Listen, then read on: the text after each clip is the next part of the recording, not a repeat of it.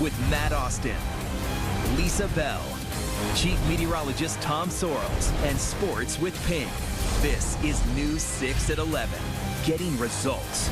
Lightning can strike you in an instant. We told you about an 11-year-old boy from Georgia hit while fishing nearly 2 years ago. Yeah, then last month, a fisherman lost 2 fingers from a lightning strike. But what happens to survivors years later? News 6 anchor Ginger Gadsden talks with 2 survivors about how a single strike years ago changed them in ways they could have never imagined.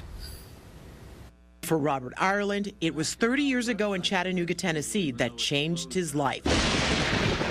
A lightning bolt blasted the antenna outside his house. It jumped off that antenna lead to my right foot, came out my left knee, into the TV picture tube and down my arms, down the rabbit ears, and it blew this TV set.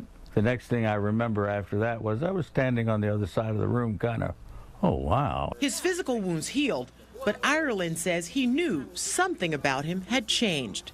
Just very weak. Yeah, I could start a good day's work, but within an hour or two, very tired. I just couldn't do it. Dr. Howard Smith with Orlando Health says a lightning strike can impact people in different ways. They can have changes in their moods. They can have memory loss.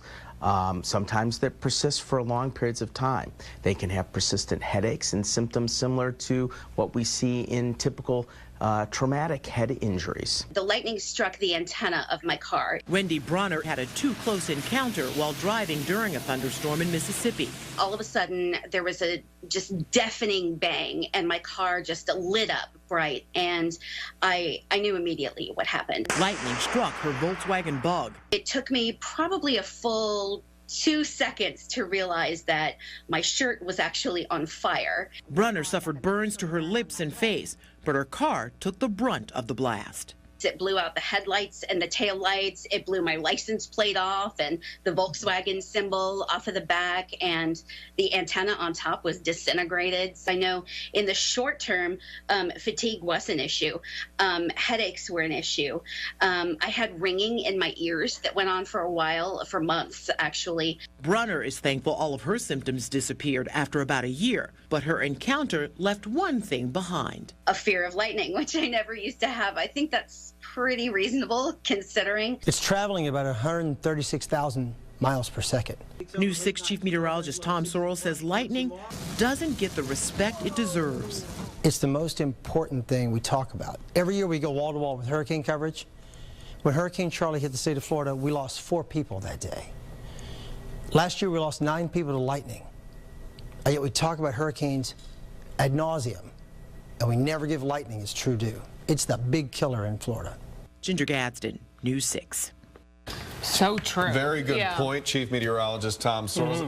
That lady was in her car. And then I thought we were supposed to be safe in our car. Well, normally it hits the car and goes around the shell of the car and into the ground to the tires, blow your tires out, that sort of thing. But if you're in any type of contact with metal in your car, it can get you there too. And I got to believe that what happened was it hit the car, went through the metal, and maybe got to her through her seatbelt buckle. Yeah, or Somehow maybe her arm was on the frame or something like that. But it might have lit her shirt up from the arm. Might have. Yeah. One other thing that people often think might be a myth is you shouldn't be in the shower when there's a storm outside. And you say that's true. I still think that's true. Now, we used to really preach that when all your pipes were metal, especially up north in the Midwest when you have copper pipes running through your house.